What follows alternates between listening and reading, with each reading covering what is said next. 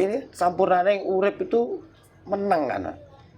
Sampurnaning urip itu kan menang. Urip itu kan enggak berwujud, enggak tuwek, enggak enom, enggak berusia, wis enggak berwarna, enggak berwarni. Urip itu cuma urip kan.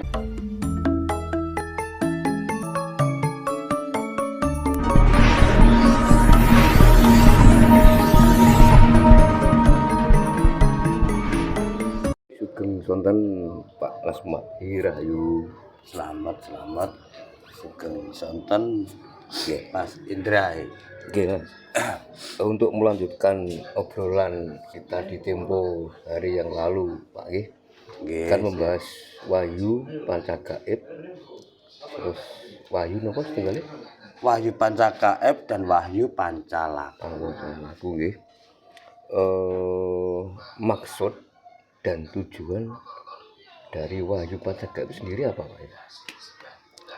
Wahyu Pancagaib itu kan jati diri manusia. Nggih. Sedangkan Wahyu Pancalaku adalah kelakuan dari Wahyu Pancagaib itu. Artinya sifat dan sikapnya. Sikap dan sifatnya Wahyu Pancagaib itu sendiri yang disebut di sini sebagai iman. Jadi Wahyu Pancalaku itu yang harus kita lakukan atau kelakuannya diri, kelakuannya jati diri kita itu yang sesungguhnya seperti apa dan bagaimana, yaitu disebut Wahyu Pancalaku. Nah, Wahyu Pancalaku itu sebagai sifat ya seperti yang saya uraikan kemarin. Wahyu Pancalaku. Wahyu adalah pemberian, panca itu 5, laku itu kelakuan dari 5 ruh yang diberikan kepada Zat Maha Suci atau Tuhan itu sendiri. Itu kalau Jawa kan kakang kawah, adi hari-hari, sedulur buser, urip dan sedulur buser dan sedulur getih. Itu kita sesungguhnya itu manusia, seluruh manusia sesungguhnya itu kan untuk melakukan sifat dan sikapnya itu. Yang harus dilakukan itu sikap dan sikapnya dia sendiri itu, Mas. Yang sebagai iman pertama yang saya sebutkan kemarin, yaitu iman yang sebagai sikap iman yang pertama, sikapnya mutmainah atau kakang kawah, itu pasrah kepada Gusti. Pasrah kepada Gusti itu sebagai sifat, dan sebagai sikap itu manembahing kaula Gusti. Jadi rentetannya sebenarnya sikapnya manembahing kaula Gusti, sifatnya pasrah kepada Gusti. Itu kelakuan atau sifat dan sikap daripada saudara kita yang tertua atau Jibril atau mutmainah itu sikapnya manembahing kaula Gusti, sifatnya pasrah kepada Gusti. Dan yang kedua sebagai adi hari-hari atau aluamah, itu sikapnya manunggaling kaula Gusti, sifatnya menerima keputusan Gusti. Dan sebagai urip atau hidup roh pancernya, sikapnya sebagai sikap leburing kaula Gusti. Sifatnya mempersilahkan kuasa Gusti. Di hidup itu sikapnya itu lebur, sudah nggak ada keinginan apa-apa kalau hidup. Jadi lebur itu sudah nggak ada keinginan apapun. Karena makanya di situ harus bisa mempersilahkan kuasa Gusti kan. Kalau iman yang keempat, yaitu Pancalaku yang keempat, sampurnane sebagai sikap, sampurnaning kaula Gusti, sebagai sifat merasakan wujud kenyataannya Gusti, yang artinya bukan berhadapan langsung dengan Gusti, tapi hakikat daripada esensinya Gusti itu nampak jelas nyata ya. Seperti yang kita saksikan hari ini, itu wujud kenyataannya Gusti. Itu kita harus bisa mengakui dan bisa merasakan itu. Nah, pancalaku yang terakhir, yang kelima, sebagai sikap adalah sampurnaning pati lan urip. Sebagai sifat andum tresno welas asih Gusti, atau menebar kesadaran rasa cinta kasih sayang Gusti. Itu wahyu pancalaku itu di situ. Kalau wahyu pancagaibnya kan sedulur papat kali mau pancal.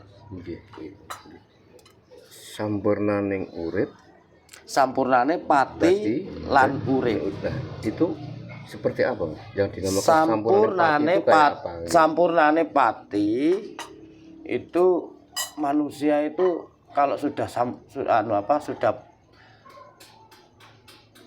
damai, sudah tahu arah dan tujuannya kan, arah dan tujuannya kita kan kembali ke asal usulnya ya, sangkan paraning dumadi. Jadi sampurnaning pati itu kembali ke asal usulnya, atau inna lillahi wa inna ilaihi rajiun, itu sampurnanya pati. Kalau sampurnanya urip itu urip iki wis gak prasangka lagi dengan, wis gak terjebak di dalam prasangka, maksudnya sudah damai dengan diri sendiri, wis gak punya pikiran buruk untuk menjatuhkan orang lain, nggak punya iri, nggak punya dengki, nggak berasumsi, nggak bully kepada orang lain, nggak cawe-cawe dengan kehidupan orang lain, termasuk pokoknya yang bersifat cawe-cawe. Ini sampurnaning urip itu menang kan. Sampurnaning urip itu kan menang. Urip itu kan nggak berwujud, nggak tuwek, gak enom, gak berusia, wis nggak berwarna, gak berwarni. Urip itu cuma urip kan. Urip itu gak lanang, gak wedok, gak tuwek, gak enom. Jadi urip itu wis gak cawe-cawe tentang jenenge sampurnaning urip itu kan seperti itu. Nah, beda dengan sampurnaning manusia urip. Nek sampurnaning manusia urip ya harus cerdas, kaya raya, harus menang, harus pokoknya segala sesuatunya yang berbentuk di duniawi ini harus dia menjadi nomor satu. Itu kalau sampurnane manusia urip. Tapi kalau sampurnane seukuran uripnya sendiri, itu berdamai dengan dirinya sendiri. Sudah nggak ada sesuatu, nggak bersesuatu, nggak pernah uri-uri tentang kehidupan orang lain. Itu sampurnane urip. Ada istilah narimo ing pandum. Apakah itu merupakan salah satu dari bagian sampurnaning urip? Narimo ing pandum kan iman yang kedua, yaitu menerima keputusan Gusti. Itu kan termasuk bagian daripada nerimo ing pandum itu. Cuma bahasanya, kalau bahasa Jawa kawi kan nerimo ing pandum. Kalau bahasanya di sini yang saya kaji itu menerima keputusan Gusti, kan bahasa NKRI itu. Perbedaannya kan di sini. Perbedaan. Terkait sampurnaning pati, Iya. kan ada juga orang yang moksa. Iya. Nah, apakah moksa itu bisa dikategorikan salah satu dari yang namanya sampurnaning pati? Sampurnaning pati, moksa itu sebenarnya bukan dari bagian sampurnane pati. Ya, bukan dari, karena di situ ada 3 penyikapan. Satu, moksa karena putus asa. Ya, artinya bunuh diri namun takut, yang bersifat munafik tadi loh. Bunuh diri tapi takut sakit ya. Itu kan sengaja bunuh diri dengan berdiam diri di suatu tempat atau di dalam rumah, mengunci diri, nggak makan, nggak minum, bertujuan mati. Itu kan moksa dengan sia-sia. Ada memang moksa yang bertujuan yang tidak bertujuan mati. Ketika patrap samadhi, dia bertapa lalu tiba-tiba sampurna sendiri.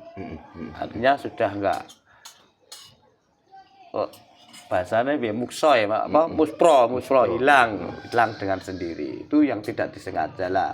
Itu termasuk bagian dari sampurnane pati lan urip. Itu termasuk bagiannya. Tapi kalau moksa yang pertama itu moksanya orang frustasi, jadi nggak bisa, itu orang gila kalau saya bilang. Jadi itu.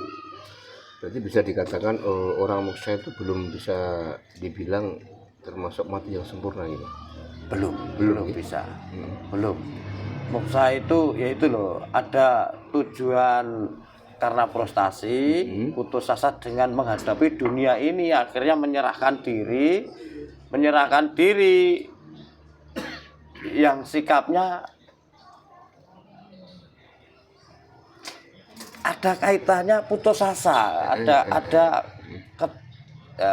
tapi kalau moksa yang sesungguhnya kan Pak petapa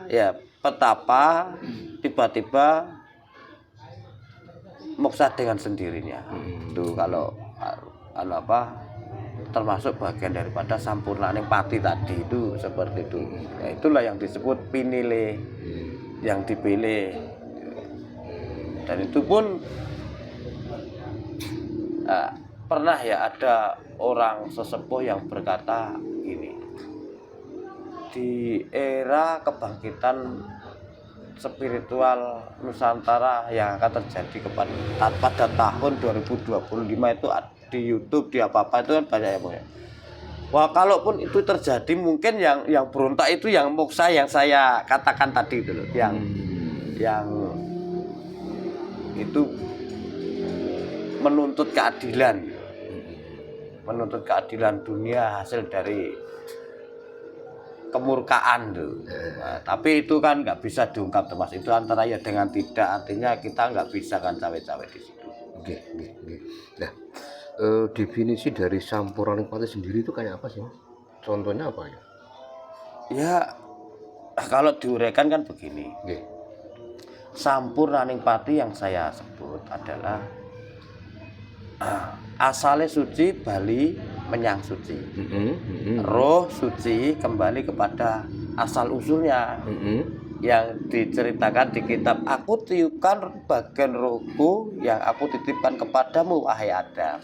Sampai anak cucunya Adam. Kan bagian roh dari Tuhan itu sendiri.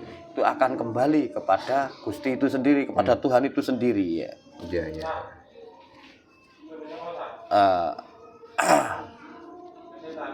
Sebagai bahan elemen lain seperti air. Air kembali kepada air. Bumi kembali kepada bumi, kepada asal usulnya. Terus api juga kembali kepada asal usulnya. Air angin pun juga akan kembali ke asal usulnya. Nah, hidup akan kembali kepada asal usulnya. Jadi semua akan kembali ke asal usulnya, itu sampurnane pati. Dikarenakan sampurnane pati itu disebut sampurna karena bisa kembali ke asal usulnya. Nah, terus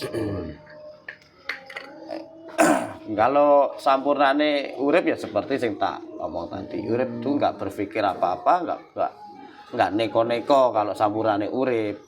Kalau sampurnane manusia urip ya harus kaya raya, harus sukses, harus menang. Yang lain nggak makan, nggak peduli, yang penting aku makan. Itu sampurnane manusia hidup.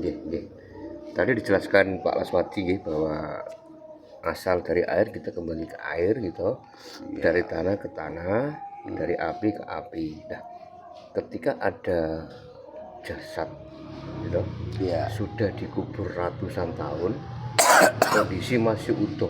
Nah, itu belum bisa dikatakan sempurna. Ya nggak bisa tuh, Mas. Yang artinya ya contoh itu kan sebagai contoh kita ya, sebagai pembelajaran kita. Ada jasad yang tidak mau lebur ya, yang tidak mau kembali ke tanah, kembali ke tanah ya. Ada ya, itu kalau kita menguri kisahnya, kita nggak pernah hidup bersamanya semacam itu ya.